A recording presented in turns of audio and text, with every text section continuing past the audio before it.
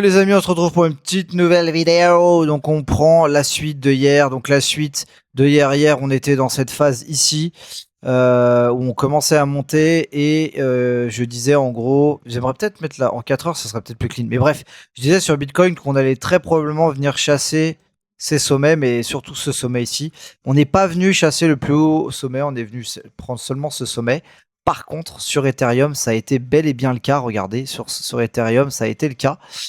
Donc, bah voilà, il faut noter que sur Bitcoin, ça n'a pas été le cas, donc il faut rester prudent. Par contre, merde, même si on n'est pas allé chercher le gros sommet ici, on a quand même pris le sommet intermédiaire qui était moins puissant. Mais regardez ce que ça a provoqué. Blam, un gros, ce qu'on appelle displacement, c'est-à-dire vraiment une grosse force baissière. Attendez, je vais juste enlever ça. Et j'aimerais voir un petit peu où on en est. Donc, on va regarder. Ouais, il y a un mini fair value gap ici. Alors ça, c'est ce qu'on appelle une immediately balance. Pardon, j'arrive pas à utiliser le terme. C'est-à-dire qu'en gros, on revient directement combler le fair value gap. Ici, il y a eu un fair value gap. On est direct venu combler. On est reparti. Donc là, il en reste un tout petit. Il en reste un tout petit ici. Mais globalement, en fait, quand on a ça, quand on a ce phénomène, regardez, là, on a une grande mèche. Ici, il n'y a pas de fair value gap. Ici, il n'y en a pas. Ici, il n'y en a pas. En fait, là, depuis tout à l'heure, ici, il devait y avoir un fair value gap. On vient le combler, on repart. Donc là, en fait, ce qu'on fait depuis tout à l'heure, enfin, depuis qu'on a eu comment on appelle ça, attendez, ce displacement, on va appeler ça comme ça. Depuis qu'on a eu ça, les gars, on fait que de faire, en gros, des imbians. J'arrive pas à parler, bordel de merde. Bref, on fait que de combler les fair value gap direct et de repartir, ce qui est assez baissier, ce qui est très baissier, parce que quand en gros on va direct combler le fair value et qu'on repart, bah c'est qu'on n'a même pas envie de retravailler cette zone, tu vois. Donc pour l'instant, bah regardez, j'ai tracé un autre fair value gap qui était là, et on est déjà reparti à la baisse. Faudra qu'on voie. Bref. Tout ça pour dire que on en est où, les gars? C'est simple. On est ici, donc là maintenant, comme vous le voyez, il y a énormément. 1, 2, 3, 4, 5. Enfin, il n'y a que des lots en fait. Il n'y a que des lots à venir chasser. Donc, il y a deux solutions. Pas 50. Soit Bitcoin, il se dit ok, je vais essayer de trouver un creux. Je vais laisser les gros creux majeurs, tous ces creux majeurs, je vais les laisser. Et je vais essayer peut-être de trouver un creux par ici. Pour m'occuper cette fois-ci, une dernière fois, de cette putain de connerie ici pour dégager tout le monde. Ok?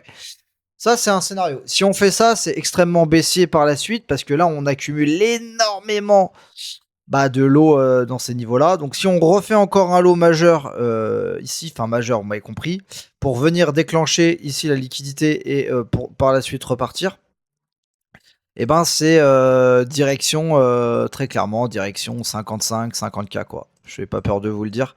Donc oui, ça va faire très mal, ouais. Donc, soit on fait ça, soit le job a déjà été fait. C'est possible aussi, hein, les gars. Il y a quand même un moment où c'est possible. Et bah, si le job a déjà été fait, voilà, hein, le job a été fait. Donc, tac, tac, tac. Et voilà, on repart tranquillement en dynamique baissière pour aller chercher, tous ces lots. Voilà. Donc sur le Bitcoin, les amis, faites vraiment attention. En fait, hein, c'est soit, bah là, pour l'instant, tant qu'on n'a pas de signal clair, on part là-dessus. Hein, on part sur poursuite de la dynamique. Bon, ça va pas partir comme ça, mais on part sur une poursuite de la dynamique baissière. Et voilà. Et sur Ether, ça a été pris. Donc ceux qui ont shorté ici se sont mis bien. Bon, le Nasdaq, le S&P, les amis, ça sent pas très bon. Hein. De toute façon, moi j'ai toujours regardé ça. Alors, ça n'a pas suivi mon trait à la perfection, mais pas loin. Hein. Tac, tac. Moi j'avais prévu ça. Donc voilà, on continue d'être baissier. Le S&P, c'est encore pire. Pour moi, il y a vraiment une fenêtre, il y a une perte de momentum, une fenêtre de top. On va voir comment ça se passe. L'oil qui a repris des forces, du coup là je suis repassé en gain les gars, je vous avais dit que j'avais ouvert une position par ici, bah du coup je commence à être en gain, c'est cool. Du coup l'oil on est dans un truc haussier, donc on peut aller retravailler plus haut, voire même prendre le sommet de la mèche, on verra. Voilà, donc S&P faible, or fort, dollar très fort, très très fort le dollar. Regardez-moi ça, regardez-moi le dollar, très très fort. En 4 heures c'est mieux qu'en 1 heure quand même. Bref, pour vous la faire simple, on n'est pas du tout dans un contexte d'asset à risque. Hein. Donc Bitcoin, Ethereum, etc. Si Bitcoin continue de remonter à 74-75 pour faire chier tout le monde, liquider du short, c'est un faux mouvement. c'est un putain de faux mouvement. Même s'il continue un peu plus haut, c'est un faux mouvement. Il n'y a pas de magie spéculative comme ça qui intervient. Donc, tant que vous gardez ça à l'esprit, vous allez être bien sur ce marché. Petit tour sur DeFi Lama. DeFi Lama, non, là on est chez les stablecoins. Bon, en termes de TVL, on est à 97, 98. Bon, on a rebaissé un petit peu, rien de. De toute façon, on est en train de stabiliser autour des 95. Faut pas chercher à midi à 14h. Au niveau des ETF, bah hier on a été là. Je vous avais dit qu'on a des petits inflows, mais bon, c'est minuscule, 200 millions. C'est pas avec ça qu'on relance un bull run. Le prix est bon, donc les inflows reviennent, mais dès qu'on va avoir une journée baissière un peu forte, vous allez voir des gros outflows sortir du marché. Au niveau de la stablecoin market cap, on était à 100, 315, on est toujours à 315. Il y a un petit peu d'argent qui rentre, mais rien d'exceptionnel. Voilà.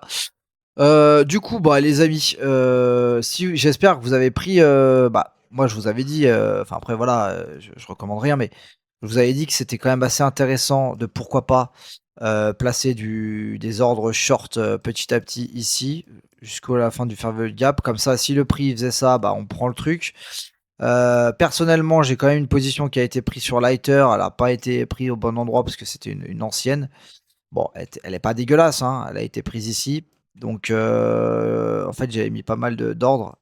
Donc, on a quand même 11 000 de position. Donc, c'est vrai que si on vient chercher, ne serait-ce qu'on vient chercher le petit fair value gap qui est ici, à 68 002 par exemple, tu vois, 68 002, si je fais ça, 400 $, bon, on va pas aller bien loin avec ça, mais c'est déjà ça de prix. Donc après l'objectif sur une position comme ça serait vraiment de jouer, tu vois, de jouer en dessous là, hein, les 59 000, hein. Voire même en dessous, mais mettons les 59 000, tu vois. Voilà, 1 900 $, là c'est déjà plus intéressant. Ça fait un petit salaire. Donc voilà. Faudra voir comment ça s'exécute tout ça. En tout cas, les amis, pour ceux qui sont pas rentrés en short encore, il y a toujours cette voilà, il y a toujours cette option de se dire, écoutez, le prix, ça se trouve, il a pas fini, il va peut-être revenir ici et il va peut-être repartir. Et s'il repart pour venir chercher cette zone, les amis, vous avez juste à mettre des ordres short par là, quoi. 1, 2, 3, 4, 5, 6, 7, 8. Vous mettez des shorts de short comme ça dans une grande zone comme ça.